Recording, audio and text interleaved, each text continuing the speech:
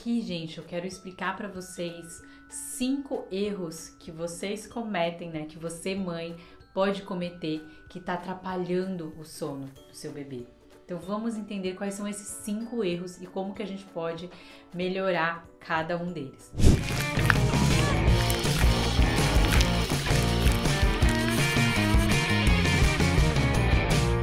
O primeiro erro é a gente não adequar as expectativas. E o que significa isso, doutora Kelly?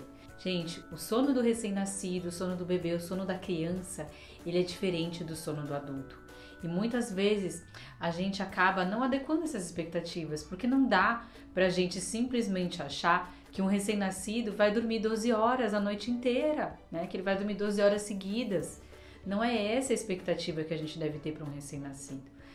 E até para um bebê de 1 ano, por exemplo, ele pode ter sim despertares à noite. E isso ser absolutamente normal, não significa que é um sono ruim. Então, gente, o primeiro erro é a gente não adequar a expectativa, é a gente não saber o que esperar do sono de um bebê, de uma criança. O segundo erro que a gente comete é a gente não entender a rotina ou não saber mesmo como estruturar uma rotina para um bebê, para uma criança. Porque nós adultos, nós temos uma rotina.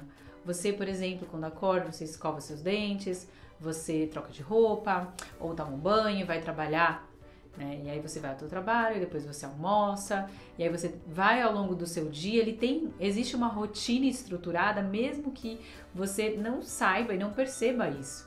A mesma coisa da criança, do bebê. Quando existe uma rotina estruturada, mas não rígida, ou seja, não tem horários fixos e determinados para tudo, mas sim mais ou menos o que você vai precisar fazer e o passo a passo, e é essa estrutura que você precisa enxergar, o sono do bebê ele funciona muito melhor. Porque quando o bebê tem uma rotina, ele tem segurança do próximo passo, ele entende o que vai acontecer e o sono também, por consequência, é melhor. Então, o erro que você comete é não ter uma rotina e eu já te expliquei aqui um pouco como você pode entender e estruturar melhor essa rotina. O terceiro erro é a gente achar que não existem medidas de higiene ou achar que nada pode atrapalhar o sono do bebê e que você não pode fazer coisas ao longo do dia que vão melhorar o sono do seu bebê. E eu tô aqui para te dizer que sim, existem medidas que você pode fazer. E quais são esses erros que a gente comete?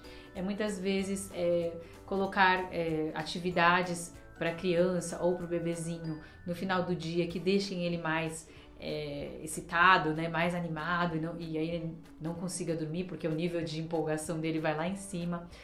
O outro erro é excesso de telas, por exemplo, e o excesso de telas faz com que a criança tenha o hormônio do sono, que é a melatonina, inibido, e isso atrapalha, por consequência, o sono do bebê. Então, por isso que a gente precisa, às vezes, tirar esse excesso de telas, ou até, a gente sabe, de 0 telas até os 2 anos. E por que é tão importante isso, a gente tirar essas telas até os 2 anos? Então, o erro é a gente não saber esses fatores que podem atrapalhar o sono e não saber também como eliminá-los ou como usá-los de uma forma mais equilibrada e mais estratégica. Tá?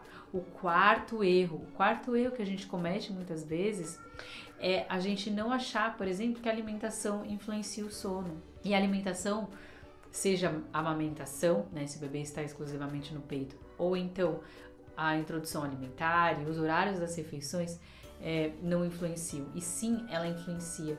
Um bebê, uma criança bem alimentada, ela vai dormir melhor. E, por exemplo, tem coisas na amamentação e na alimentação que podem atrapalhar o sono do bebê e que a gente às vezes não faz ideia. Como, por exemplo, uma alergia alimentar, um refluxo, uma doença do refluxo, um intestino preso, né, quando o bebê está com constipação. Isso também pode interferir no sono do bebê, porque ele fica mais incomodado, ele tem gases, ele tem dor à noite e ele tem, por consequência, vários despertares. Então, a gente não achar que a alimentação influencia no sono seria o quarto erro que você pode cometer em relação ao sono do seu bebê. E por fim, o quinto erro, e que eu acho que é bem importante a gente colocar aqui, é não enxergar o bebê ou a criança como um todo, né? O sono, ele é só a pontinha do iceberg, como até eu já falei isso com vocês e falo também no curso. O sono, ele às vezes mostra uma necessidade da criança, seja física, emocional ou até uma doença que está por trás dessa dificuldade do bebê de dormir. Então, por isso, gente, que o sono é muito mais complexo do que a gente imagina.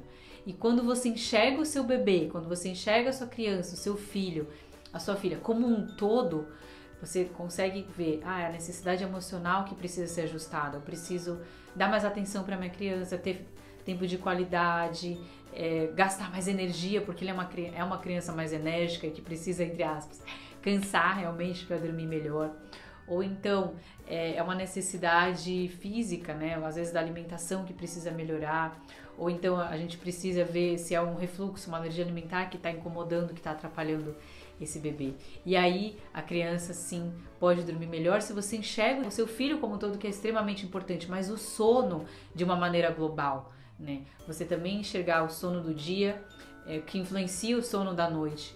Às vezes tem muita soneca durante o dia, que aí atrapalha o sono noturno. Ou então é um bebê que está dormindo muito pouco, mesmo durante o dia, e isso está atrapalhando e realmente interferindo no sono da noite.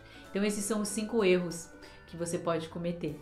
E no curso eu falo sobre cada um deles, eu trabalho todos esses aspectos do sono da criança, enxergando a criança como um todo, enxergando o sono de uma forma ampla, e aí sim você vai poder ajudar o seu filho. E o curso ele vai te dar todas as ferramentas para você fazer isso.